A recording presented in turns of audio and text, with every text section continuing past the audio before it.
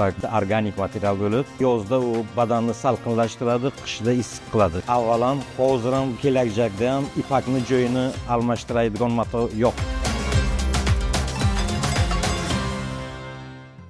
Silk has long been woven into life along the Silk Road, prized for its softness, strength, and natural sheen. It became a marker of comfort, status, and connection. Centuries on, it remains one of the region's defining materials. Our journey begins in Margilan, in Uzbekistan's Fergana Valley, at the Gold Silk Factory in Margilan. The entire process is handled in-house. Cocoons are sourced, spun into fine threads, then carefully washed and prepared. Menga berilgan gulni hisob kitob qilib, xuddi o'sha gulni chiqaraman. Ishimizni boshi mana shu, davra deyiladi. Necha metr deyilsa, o'shani qo'yib, to'quvga tayyorlab beraman.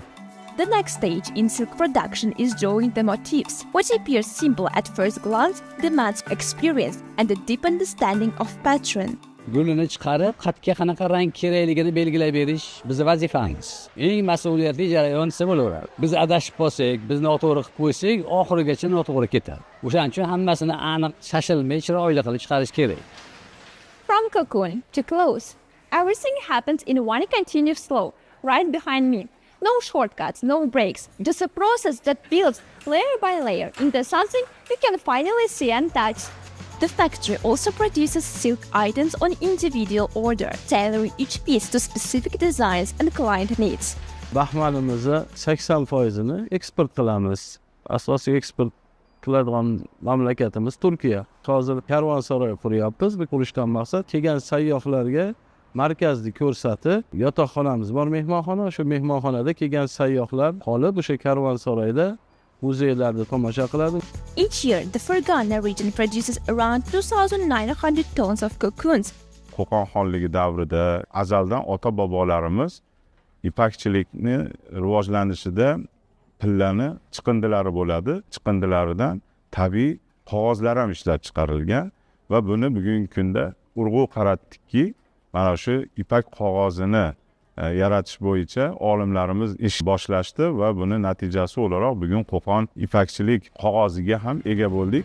Living in the Fergana region, where silk is still brought to life, the journey follows the path it once traveled for centuries. In Bukhara, it became part of the city's identity, shaped by trade, tradition, and exchange along the Silk Road. Bu 100% ipakdan qilingan, bunga 4 kishi mehnat qiladi. Ipak matosini eni juda ham ingichka bo'ladi, 40 cm, 38 cm. Bu shu ornamentni olish uchun imенно ipakni matoni o'rtasi olingan, bir xil bo'lishi uchun. Har bir oyoq kiyimiga 5 soat, 6 soat sarflanadi. As Nutya Shok explains, working with silk encourages creativity, influencing how each piece is imagined and made. Ipak mato bilan ishlashning chegarasi yo'q. Qancha ishlayversangiz ham shuncha g'oyalar, shuncha yangi asarlar yaratish keladi. Here, in this showroom in Bukhara, the journey of silk reached its final stage. Fabrics woven from delicate threads are transformed into clothing, scarves, and accessories, showing how a centuries-old craft continues to shape everyday design. Leaving Bukhara, the story of silk moves further west to Khiva. In this historic city, the craft becomes interactive. A dedicated silk museum established 2 years ago brings together the full story, from its origins to its production and evolution. At this small museum in Khiva, the whole journey of silk happens in one courtyard. Threads are spun, colors mixed, and visitors can tie the loop with their own hands.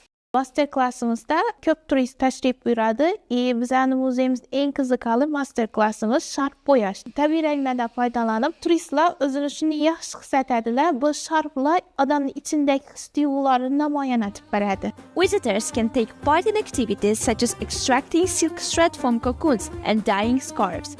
İpagimizni boshqa O'zbekiston hududlaridan farqi bu uning yorqin va yumshoq ko'rinishida. Ipagimiz inson salomatligi uchun foydali hisoblanadi. Har bir ayol kiyganda uni gormonlari o'z joyiga keladi.